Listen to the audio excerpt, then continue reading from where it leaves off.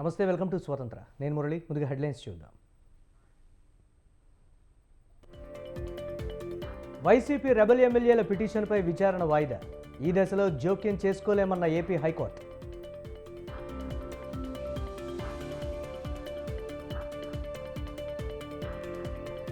అభివృద్ధి జరగాలంటే వైసీపీని లేకుండా చేయాలి. పోలవరం, అమరావతి పూర్తి చేద్దామన్న చంద్రబాబు.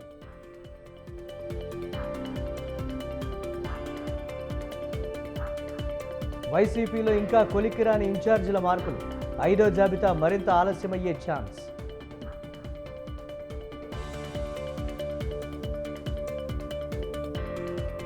ఇడుపులపాయ సాక్షిగా షర్మిలతో వైఎస్ సునీత భేటీ. కాంగ్రెస్లో చేరతారంటూ ఊహాగానాలు.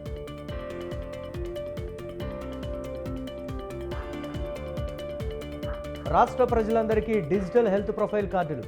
బీబీనగర్ ఎయిమ్స్పై నివేదిక ఇవ్వాలన్న సీఎం రేవంత్.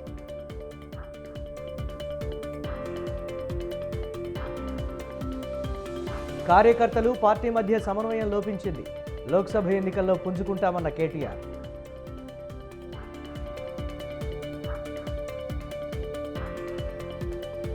ఈ నెల 31 నుంచి పార్లమెంట్ బడ్జెట్ సమావేశాలు. అఖిలపక్ష భేటీకి పిలుపునిచ్చిన కేంద్రం.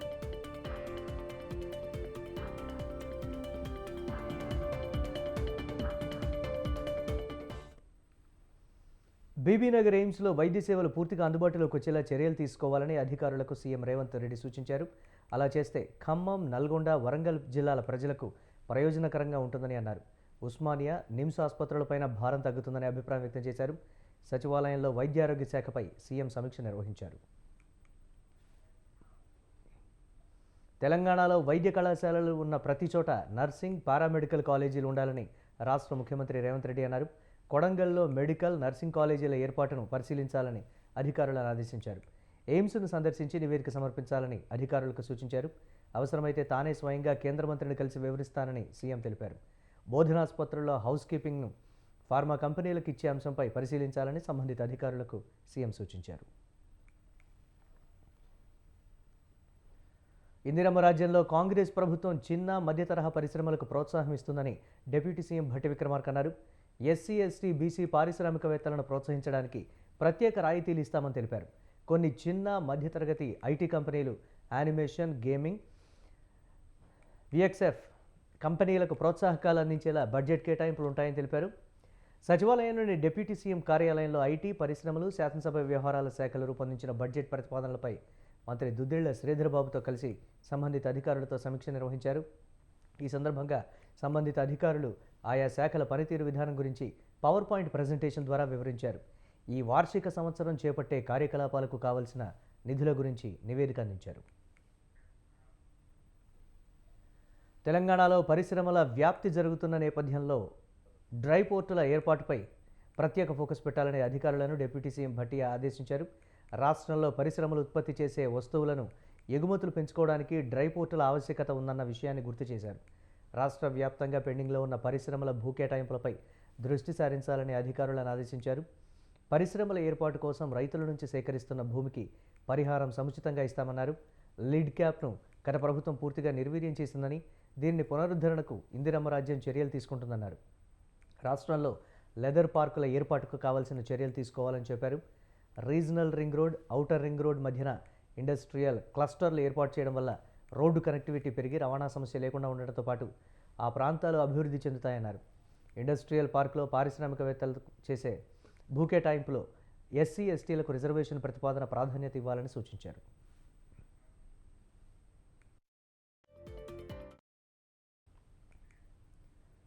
ప్రభుత్వం నూతనంగా నియమించబడిన స్టాఫ్ నర్సులకు ఈ నెల 31న నియామకాల పత్రాలను అందజేయనుంది ప్రభుత్వం. సీఎం రేవంత్ రెడ్డి చేతుల మీదుగా ఇవ్వనున్నారు. ఈ సందర్భంగా లాల్ బహదూర్ స్టేడియంలో ఏర్పాట్లను మంత్రి దామోదర్ రాజనరసింహ పరిశీలించారు.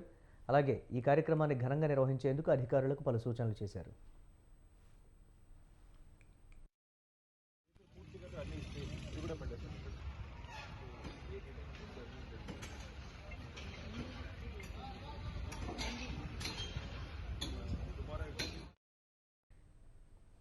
పర్యావరణ పరిరక్షణ కోసం పోరాడే వారికి బీఆర్ఎస్ అండగా ఉంటుందని ఆ పార్టీ వర్కింగ్ ప్రెసిడెంట్ కేటీఆర్ హామీ ఇచ్చారు.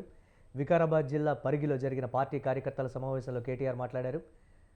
దామగుండంలో న్యావీ రాడార్ స్టేషన్ వల్ల పర్యావరణం దెబ్బతింటుందని స్థానికులు కేటీఆర్ దృష్టికి తీసుకొచ్చారు. న్యావీ రాడార్ స్టేషన్ వల్ల పర్యావరణానికి ప్రమాదం ఉందని తమకు ముందే తెలుసని కేటీఆర్ అన్నారు. అందుకే 10 ఏళ్ల పాటు దాన్ని కేసీఆర్ ఆపారని కేటీఆర్ చెప్పారు.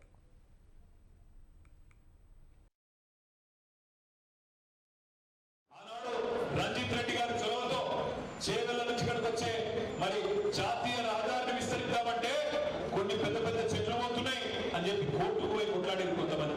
ఆ పెద్ద పెద్ద మర్రి చెట్లు పోతున్నాయని కోర్టుకు పోయి దాన్ని చాలా రోజులు ఆపింది. నేను అడుగుతున్నా, కొన్ని వందల చెట్లు పోతుంటేనే ఆగమాగం చేసిండ్రే, 12 లక్షల చెట్లు పోతుంటే ఎక్కడికి పోయి నీ గొంతులు ప్రశ్నించే గొంతులు అని నేను అడుగుతా ఉన్నా. 12 లక్షల చెట్లు పోతుంటే ఎక్కడైతే ఈసా ఉంటుందో, ఎక్కడైతే మూసా ఉంటుందో, ఈ రెండు కలిసి మూసి అవుతుందో కిందికి పోయి అట్లాంటి అద్భుతమైన ప్రాంతం మన ప్రాంతం, మన వికారాబాద్ జిల్లా. మన వికారాబాద్లోనే మూసి ఇటుకెళ్ళి ఇటుకెళ్ళి బయలుదేరుతుంది. మరి అట్లా మొత్తం పర్యావరణం దెబ్బతింటే అడవులని పోతే రేపు వర్షాలు పడతాయా? మూసీకి నీటి చుక్క వస్తుందా? ఈ ప్రాంతంలో వ్యవసాయానికి మనుగడ ఉంటుందా? ఆ రేడియేషన్ తోని నష్టం జరుగుతుందని చెప్తున్నారు. ఇవన్నీ తెలుసాయి. ప్రజలకు మెరుగైన వైద్య సేవలను అందించడానికి పల్లె దవాఖానాను ప్రారంభించినట్లు మంత్రి పొన్నం ప్రభాకర్ అన్నారు. హనుమకొండ జిల్లా భీమదేవరపల్లి మండలం ముల్కనూరులో నూతనంగా 20 లక్షలతో నిర్మించిన పల్లె దవాఖానాను మంత్రి ప్రారంభించారు.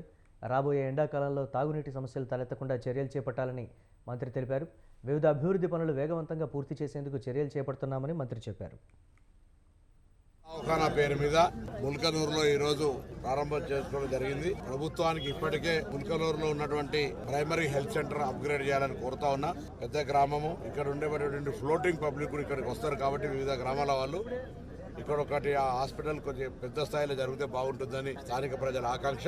దానికి అనుగుణంగా నా దృష్టికి తీసుకొచ్చి దాన్ని రిప్రజెంట్ చేస్తాను. నేను వైద్య శాఖ మంత్రి పెద్దలు అన్న దామోదర్ రాజనరసింహ గారిని, ముఖ్యమంత్రి గారిని కోరి ఆ అప్గ్రేడేషన్తో పాటుగా మిగతా గ్రామాల్లో ఎక్కడెక్కడైతే ఆరోగ్యానికి సంబంధించిన అంశాలున్నాయో, ప్రైమరీ హెల్త్ సెంటర్లు కావచ్చు, పల్లె దవాఖానలు కావచ్చు, అవసరమైతే మొబైల్ సంబంధించిన విషయాల లోపల కూడా మరి అటువంటి కార్యాచరణ తీసుకొని ముందుకు పోతాం. ఇప్పటికే వైసీపీని గద్దె దింపేందుకు ప్రజలంతా సిద్ధంగా ఉన్నారని చంద్రబాబు తెలిపారు. గత 5 ఏళ్లలో ఉద్యోగ ఖాళీల భర్తీపై ఏనాడు శ్రద్ధ పెట్టలేదని విమర్శించారు. ఉద్యోగం అడిగితే గంజాయి ఇస్తున్నారని ధ్వజమెత్తారు. వైసీపీలో తిరుగుబాటు మొదలైందని టీడీపీ అధినేత చంద్రబాబు అన్నారు. వైసీపీ నుంచి పోటీ చేయాలంటేనే ఎమ్మెల్యేలు భయపడుతున్నారని తెలిపారు. రాజమండ్రిలో నిర్వహించిన కదలిరా బహిరంగ సభలో మాట్లాడిన ఆయన ఎన్నికలు అయిపోగానే వైసీపీ ఖాళీ అవుతుందని జోస్యం చెప్పారు. మాచర్లలో దుర్గారావు అనే కార్యకర్తను పోలీసులు వేధించారని, ఉన్మాది పాలనలో అందరం బాధితులమే అని చంద్రబాబు అన్నారు. ఛార్జీలు పెంచకుండా నాణ్యమైన కరెంట్ అందిస్తే వైసీపీ ప్రభుత్వంలో 9 సార్లు ఛార్జీలు పెంచారని మండిపడ్డారు. రోజు నేను చూశాను, ఒక సైకో పరిపాలన ఈ రోజు రాష్ట్రంలో జరుగుతా ఉంది. ఒక మానసిక రోగి ఈ రాష్ట్రాన్ని పరిపాలిస్తున్నాడు. మొన్ననే విశాఖపట్నంలో మీటింగ్ పెట్టుకున్నారు. పెట్టుకోండి, విమర్శించండి, మాకు బాధ లేదు. నా ఫోటోని, పవన్ కళ్యాణ్ ఫోటోని, వేరే వాళ్ళందరూ ఫోటోలు 2 3 పెట్టి వాళ్ళు అక్కడ చూస్తే బాక్సింగ్ బ్యాగ్స్ పెట్టి దాంతో కొడుతూ, కాళ్లతో బూట్ కాళ్ళతో తంతూ ఇష్టానుసారంగా చేశారంటే ఇది నాగరిక ప్రపంచం అనుమతిస్తుందా అని మిమ్మల్ని అడుగుతున్నా. పనికి మాలిన సంస్కృతి రాజకీయాలకు తెచ్చారంటే ఏమనాల తమ్ముళ్ళు? అందరూ గట్టిగా చప్పట్లు కొట్టి నిరసన తెలియజేయండి. సిగ్గుందా ముఖ్యమంత్రి అని అడుగుతున్నా. నువ్వు సైకో అవునా కాదా అని అడుగుతున్నా. ఎక్కడికి పోతున్నాం ఈ రాష్ట్రంలో? నిన్ననే సీఎం జగన్తోనే రాష్ట్రంలో సామాజిక న్యాయం సాధ్యమైందని ఎంపీ విజయసాయిరెడ్డి అన్నారు. గత పాలనలో చంద్రబాబు వెనుకబడిన వర్గాలను పట్టించుకోలేదని మండిపడ్డారు. చంద్రబాబు దళితులను కేవలం ఓటు బ్యాంకుగానే చూశారని అన్నారు. కాంగ్రెస్ పార్టీ చరిత్ర పుటల్లో కలిసిపోయిందని ఎద్దేవా చేశారు. సామాజిక సాధికార యాత్ర దేశంలోనే ఓ అద్భుతమైన కార్యక్రమమని కొనియాడారు. వచ్చే ఎన్నికలు ధనికులకు పేదవారికి మధ్య జరిగే యుద్ధమని ఆయన స్పష్టం చేశారు. ఎన్నికలకి బీసీ, ఎస్సీ, ఎస్టీ వర్గాలు, బడుగు బలహీన వర్గాలు, అటుపక్క ధనిక వర్గాలకి ఒక రెఫరెండంగా భావించవచ్చు. బడుగు బలహీన వర్గాల ప్రయోజనాలను కాపాడేటటువంటి పార్టీ వైఎస్ఆర్ కాంగ్రెస్ పార్టీ, అటు ధనిక వర్గాలని సపోర్ట్ చేసేటటువంటి పార్టీ మిగతా పార్టీలకి జరుగుతున్నటువంటి ఒక పోరాటం.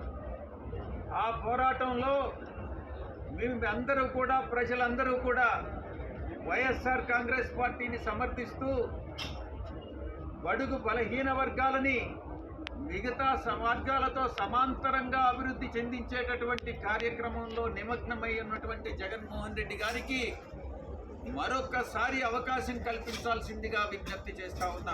వైఎస్ఆర్ కాంగ్రెస్ పార్టీ గౌరవ ముఖ్యమంత్రి శ్రీ వైఎస్ జగన్మోహన్ రెడ్డి గారి ఆదేశాల మేరకు రాష్ట్ర వ్యాప్తంగా కూడా చాలా పెద్ద ఎత్తున సామాజిక సాధికార యాత్రని చేయటం అనేది చాలా చాలా చరిత్రలో నిలిచిపోయేటువంటి ఒక విషయంగా మనం గుర్తించాల్సినటువంటి అవసరం ఉంది.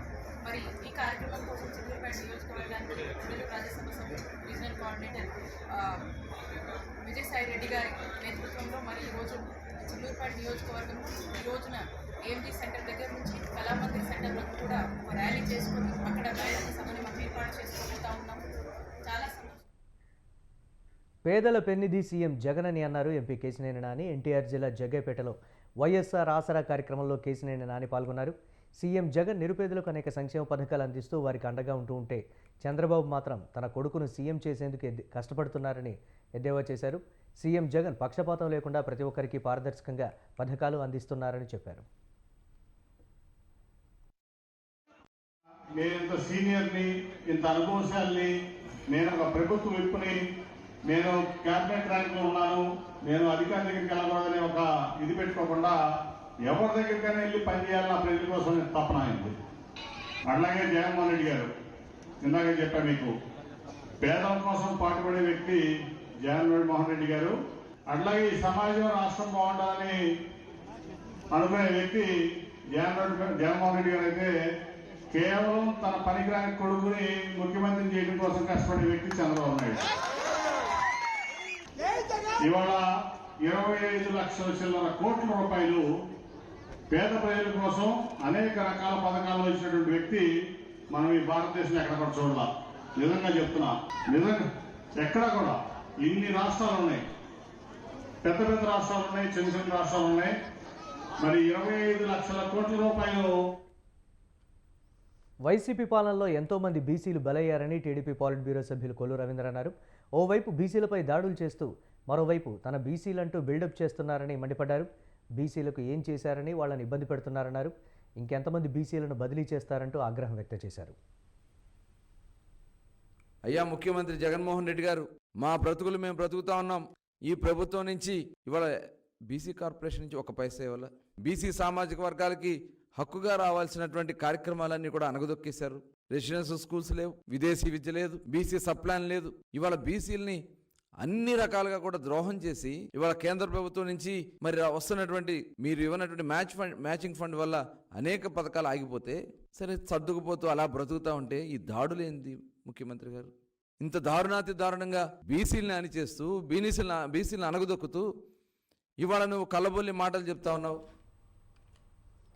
అనర్హత పిటిషన్లపై విచారణకు 4 వైసీపీ రెబల్ ఎమ్మెల్యేలు స్పీకర్ ఎదుట హాజరయ్యారు. ఎమ్మెల్యేలు కోటంరెడ్డి, ఆనం, ఉండవల్లి శ్రీదేవి, మేకపాటి చంద్రశేఖర్ రెడ్డి వేరువేరుగా స్పీకర్ను కలిశారు. అనర్హత పిటిషన్లపై వివరణ ఇచ్చేందుకు తమకు 4 వారాల గడువు కావాలని స్పీకర్ను వైసీపీ రెబల్ ఎమ్మెల్యేలు కోరారు. ముఖ్యమంత్రి వైఎస్ జగన్మోహన్ రెడ్డి గారి ఆదేశాల మేరకు ముందస్తుగానే ఒక నిర్ణయం తీసుకొని సహజ న్యాయ సూత్రాలని, భారత రాజ్యాంగ విలువల్ని, శాసనసభ సాంప్రదాయాలని కాలరాస్తూ ముందస్తుగానే ఓ నిర్ణయం తీసుకున్నారు. ఇక మాకుండే మార్గం రెండే 2. 1 కోర్టులు, 2 ప్రజా కోర్టు. ఏదైతే వైఎస్ఆర్ కాంగ్రెస్ పార్టీ ప్రభుత్వం ఇంత అడ్డగోలుగా శాసనసభ నియమావళిని ఉల్లంఘిస్తూ, చట్టాలని ఉల్లంఘిస్తూ దుర్మార్గంగా ప్రవర్తిస్తున్న తీరుకు నిరసనగా కోర్టులను ఆశ్రయిస్తాం. అదేవిధంగా ప్రజా కోర్టుల్లో ఎండగొడతాం. అన్నిటికీ మించి భారతదేశ పార్లమెంటరీ ప్రజాస్వామ్య వ్యవస్థలో ప్రజా కోర్టులే అంతిమం, ప్రజలే న్యాయ నిర్ణేతలు. కాబట్టి అటు కోర్టుల్లో, ప్రజా కోర్టుల్లో రెండిట్లో కూడా ఈ యొక్క వైఎస్ఆర్ కాంగ్రెస్ పార్టీ ప్రభుత్వ వ్యవహార శైలిని ఎండగొడతామని తెలియజేస్తూ యాంటీ పార్టీ యాక్టివిటీస్లో ఉన్నారు. మీరు యాంటీ పార్టీ యాక్టివిటీస్లో ఉన్నారు కాబట్టి మిమ్మల్ని డిస్క్వాలిఫై చేయమని ప్రభుత్వ చీఫ్ విప్ అయిన ప్రసాదరాజు గారు మాకు కంప్లైంట్ ఇచ్చారు. ఆ కంప్లైంట్ మీద మేము మిమ్మల్ని పిలిచామని అడిగారు. మరి కంప్లైంట్ ఇచ్చిన వ్యక్తి కూడా ఈ విచారణలో భాగమై ఉంటే బాగుండేది. కంప్లైంట్ ఇచ్చినటువంటి వ్యక్తి విచారణలో లేకుండా, మా సమక్షంలో లేకుండా, మీ సమక్షంలో లేకుండా ఆయన కంప్లైంట్ ఇచ్చాను అని చెప్పేసి ఆయన వెళ్ళిపోతే ఆ కంప్లైంట్ వాస్తవమా కాదా అనేటువంటి నిర్ధారణ శాసన వైసీపీ ఎమ్మెల్యేలు దాఖలు చేసిన పిటిషన్పై ఏపీ హైకోర్టు విచారణ వాయిదా వేసింది. శాసనసభ సభ్యత్వం ఎందుకు రద్దు చేయకూడదో వివరణ ఇవ్వాలంటూ అసెంబ్లీ స్పీకర్ జారీ చేసిన నోటీసులను సవాల్ చేస్తూ ఎమ్మెల్యేలు ఉండవల్లి శ్రీదేవి, ఆనం రామనారాయణ రెడ్డి, మేకపాటి చంద్రశేఖర్ రెడ్డి, కోటమిరెడ్డి శ్రీధర్ రెడ్డి హైకోర్టులో లంచ్ మోషన్ పిటిషన్ దాఖలు చేశారు. మండలి చైర్మన్ జారీ చేసిన నోటీసులను ఎమ్మెల్సీ సి రామచంద్రయ్య ఉన్నత న్యాయస్థానంలో సవాల్ చేశారు. ఇరుపక్షాల వాదనలు విన్న హైకోర్టు కౌంటర్ దాఖలు చేయాలని ప్రతివాదులను ఆదేశించింది. తదుపరి విచారణను ఫిబ్రవరి 26కు వాయిదా వేసింది.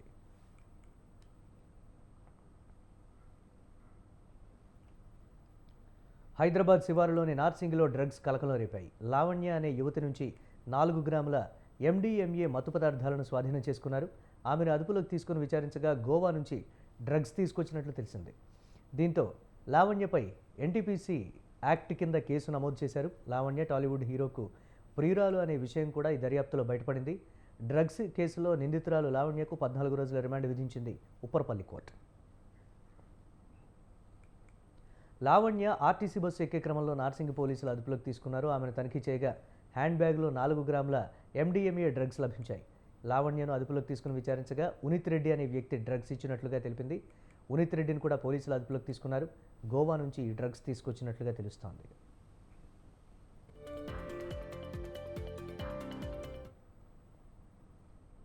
ఆదాయానికి మించిన ఆస్తుల కేసులో అరెస్ట్ అయిన రెరా కార్యదర్శి శివబాలకృష్ణపై బాధితులు ఏసీబీని ఆశ్రయించారు. సివి ఆనంద్ కార్యాలయంలో శివబాలకృష్ణపై కంప్లైంట్ చేశారు. 400 కోట్ల ఆస్తులకు అక్రమ అనుమతులు ఇచ్చారని కంప్లైంట్ చేశారు. హైకోర్టును సైతం బాలకృష్ణ తప్పుదోవ పట్టించాడని బాధితులు ఆధారాలు సమర్పించారు. పుప్పాలగూడలో 33 అంతస్తుల హైరైజ్ బిల్డింగ్ అనుమతులపై దర్యాప్తు జరపాలని కోరారు. 447 సర్వే నెంబర్ భూముల్లో అక్రమ బిల్డింగ్ నిర్మాణంపై అనుమతులు ఇచ్చారని ఏసీబీకి కంప్లైంట్ చేశారు.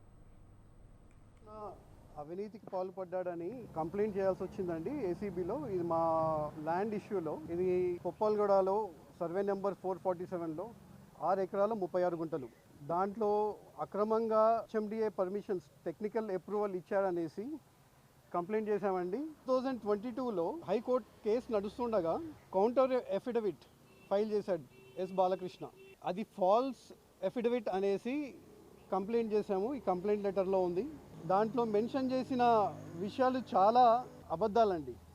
నాకు ఏవో లెటర్స్ రిప్లై పంపించాడనేసి, ఆ రిప్లై పంపించిన తర్వాతనే నా లెటర్కి ఏదైతే దాన్ని డిస్పోజ్ ఆఫ్ చేశాడనేసి, అదే రోజు అవతల వాళ్ళంటే రఘురామ్ ప్రదీప్ కన్స్ట్రక్షన్స్ వాళ్ళకి పర్మిషన్స్ ఇచ్చాడనేసి అన్ని అబద్ధాలు చెప్పాడండి. ఇందులో నాకు ఎటువంటి రిప్లై రాలేదు ఆయన దగ్గర నుండి. ఈజీ మనీ కోసం అలవాటు పడ్డారా? ఇక అంతే. తక్కువ పెట్టుబడి ఎక్కువ లాభాలు అంటూ సైబర్ నేరగాళ్లు విసురుతున్న వలలకు అమాయక ప్రజలు బలవుతున్నారు. హైదరాబాద్లో సైబర్ నేరగాళ్ల బెడద రోజురోజుకు పెరిగిపోతోంది. ఒక పక్క పోలీసుల సూచనలు, అవగాహన కార్యక్రమాలు చేపడుతున్న సైబర్ క్రైమ్ నేరాలు ఎక్కువగా హైదరాబాద్లో నమోదవుతున్నాయి.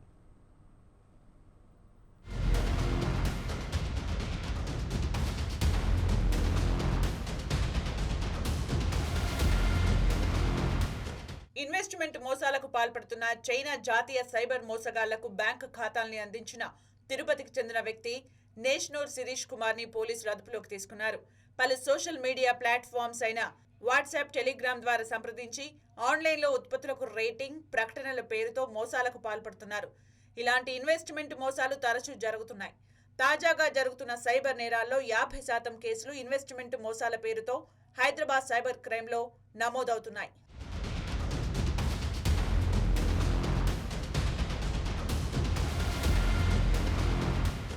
సుమారు 60 లక్షల రూపాయలని వసూలు చేసి సైబర్ మోసగాళ్లు అందించిన బ్యాంక్ ఖాతాలకు శిరీష్ కుమార్ నగదు బదిలీ చేశాడు. ఇదే కాకుండా సైబర్ మోసగాళ్లతో కుమ్మక్కై కమిషన్ పొందడానికి ఆన్లైన్లో ఉత్పత్తుల్ని రేటింగ్, ప్రకటనల పనులు అప్పగించడం లాంటివి చేస్తూ అమాయక ప్రజల్ని శిరీష్ కుమార్ మోసం చేస్తున్నట్టు CCS పోలీసులు గుర్తించారు.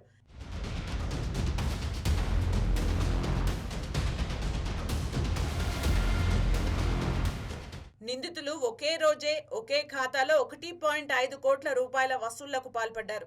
దీంతో భారతదేశమంతటా అనేక కేసులు నమోదయ్యాయి. అయితే నిందితుడు శిరీష్ చైనాకు వెళ్లి చైనా పౌరులతో కార్యకలాపాలు సాగించాడని పోలీసులు ప్రాథమిక నిర్ధారణకు వచ్చారు. బాధితుల ఫిర్యాదుతో హైదరాబాద్ సైబర్ క్రైమ్ పోలీసులు 419, 420 ఐపీసీ సెక్షన్ల కింద కేసు నమోదు చేసి దర్యాప్తు వేగవంతం చేశారు.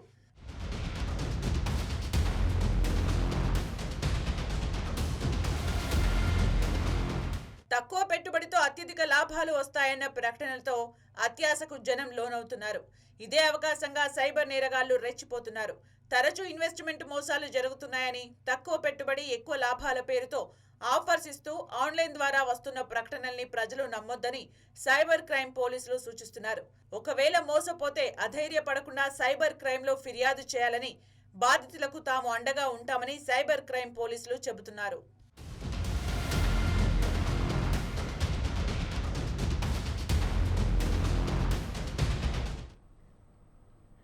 ఉగ్రవాద సంస్థ ఇస్లామిక్ స్టూడెంట్ ఆర్గనైజేషన్ సిమిపై నిషేధాన్ని కేంద్ర ప్రభుత్వం మరో 5 ఏళ్లు పొడిగించింది.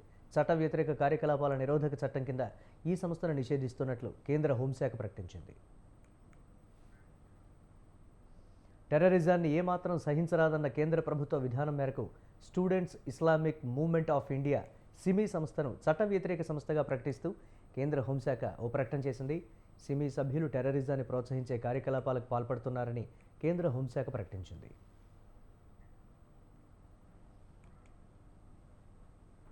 పౌరసత్వ సవరణ చట్టం మరో 7 రోజుల్లోగా దేశవ్యాప్తంగా అమల్లోకి వస్తుందని కేంద్ర మంత్రి శాంతను ఠాకూర్ వెల్లడించారు. పశ్చిమ బెంగాల్లోని దక్షిణ 24 పరిగణాల జిల్లాల్లో ఓ బహిరంగ సభలో ఈ ప్రకటన చేశారు. లోక్సభ ఎన్నికలకు ముందు ఇది నా గ్యారంటీ అని కూడా కేంద్ర మంత్రి ప్రకటించారు. శాంతను ఠాకూర్ బెంగాల్లోని బాన్గాంకు చెందిన బీజేపీ ఎంపీ కూడా. రామమందిరం ప్రారంభోత్సవం జరిగిందని, ఇక కేంద్ర ప్రభుత్వ పౌరసత్వ సవరణ చట్టం అమలు చేస్తుందని, దేశవ్యాప్తంగా దీన్ని అమలు చేస్తారని మంత్రి ప్రకటించారు. పార్లమెంటు సమావేశాలు వచ్చే వారం ప్రారంభం కానున్న తరుణంలో మంత్రి పౌరసత్వ సవరణ చట్టం అమలుపై ఏకపక్షంగా చేసిన ఈ ప్రకటన వివాదాస్పదమవుతోంది. పార్లమెంటులో ప్రతిపక్షాలు ఈ అంశాన్ని ప్రస్తావించే వీలుంది. పౌరసత్వ సవరణ చట్టాన్ని 2019 డిసెంబర్లో పార్లమెంటు ఆమోదించింది. ఈ బిల్లుపై దేశవ్యాప్తంగా పెద్ద ఎత్తున నిరసనలు వెల్లువెత్తడంతో అమల్లో జాప్యం జరిగింది. నిబంధనలను నోటిఫై చేసిన తర్వాతే ఈ చట్టం అమల్లోకి వస్తుంది. ఇప్పటి వరకు ప్రభుత్వం నోటిఫై చేయలేదు. లోక్సభ ఎన్నికలకు ముందే ఈ నిబంధనలను నోటిఫై చేయాలని ప్రభుత్వం యోచిస్తున్నట్లు సమాచారం. మధుర కృష్ణ జన్మభూమి షాహీ ఈద్గా కేసులో సుప్రీంకోర్టు కీలక రూలింగ్ ఇచ్చింది.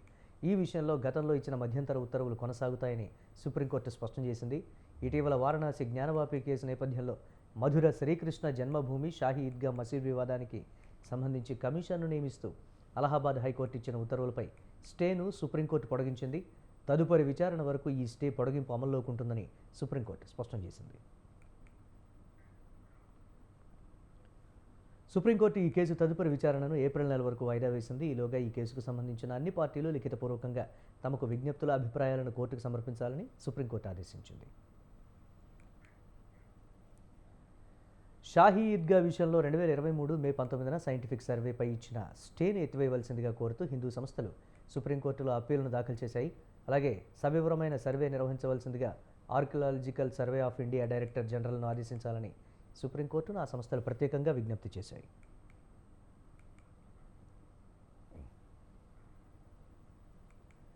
రిపబ్లిక్ దినోత్సవాల ముగింపు కార్యక్రమంగా ఢిల్లీ విజయ్ చౌక్లో బీటింగ్ రిట్రీట్ ఉత్సవం ఘనంగా జరిగింది. సైనిక దళాల వివిధ బ్యాండ్ గ్రూపులు తమ ప్రతిభా పాటవంతో అలరించారు. సైనిక దళాల బృందాలు తమ కవాతుతో ముందుకు సాగాయి. ఈ సందర్భంగా జరిగిన విన్యాసాలు ప్రేక్షకులను అలరించాయి. రాష్ట్రపతి ద్రౌపది ముర్ము, ఉపరాష్ట్రపతి జగదీప్ ధన్కడ్, ప్రధాని మోదీ, కేంద్ర మంత్రులు, ఇతర ప్రముఖులు ఈ వేడుకలను తిలకించారు.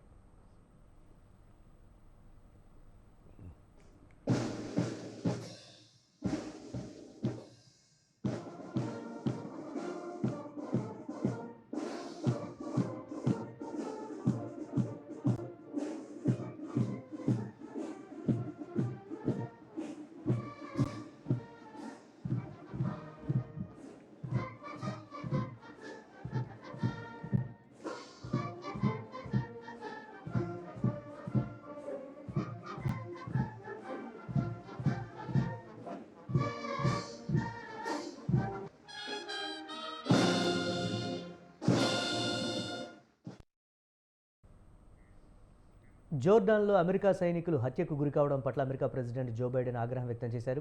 సిరియా సరిహద్దుల దగ్గరలో ఈశాన్య జోర్డాన్లో రాత్రి జరిగిన డ్రోన్ దాడిలో 3 అమెరికన్ సైనికులు మరణించారు. దాదాపు 20 మంది గాయపడ్డారు. అక్టోబర్లో ఇజ్రాయెల్ హమాస్ యుద్ధం ప్రారంభమైన తర్వాత యుఎస్ దళాలపై జరిగిన ప్రాణాంతక దాడికి ధీటుగా జవాబిస్తామని అమెరికా అధ్యక్షుడు జో బైడెన్ హెచ్చరించారు. ఈ దాడి నేపథ్యంలో రిపబ్లికన్ సెనేటర్లు బైడెన్ పరిపాలనను విమర్శించారు. తక్షణం తీవ్ర స్థాయిలో ప్రతీకార సైనిక దాడులు చేయాలని పిలుపునిచ్చారు.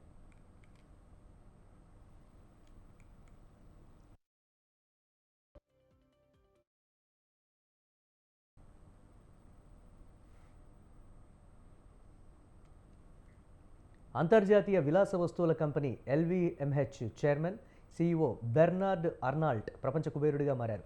టెస్లా కంపెనీ అధినేత ఎలాన్ మస్క్ను అధిగమించి అగ్రస్థానానికి చేరారు. ఫోర్బ్స్ మ్యాగజైన్ రూపొందించిన రియల్ టైమ్ బిలియనీర్స్ జాబితాలో అర్నాల్ట్, ఆయన కుటుంబం నికర విలువ గత శుక్రవారం $23.6 బిలియన్ మేర పెరిగి $207.8 బిలియన్ చేరింది. ఇదే సమయంలో టెస్లా CEO నికర విలువ $204.7 బిలియన్ ఉంది. దీంతో ఆయన రెండో స్థానంలో నిలిచారు.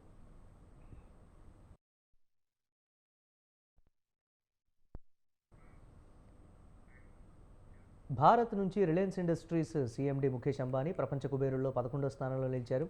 ఆయన నికర విలువ $104.4 బిలియన్ ఫోర్బ్స్ నివేదిక అంచనా వేసింది. గౌతమ్ అదానీ $75.7 బిలియన్ నికర విలువతో 16వ స్థానంతో సరిపెట్టుకున్నారు.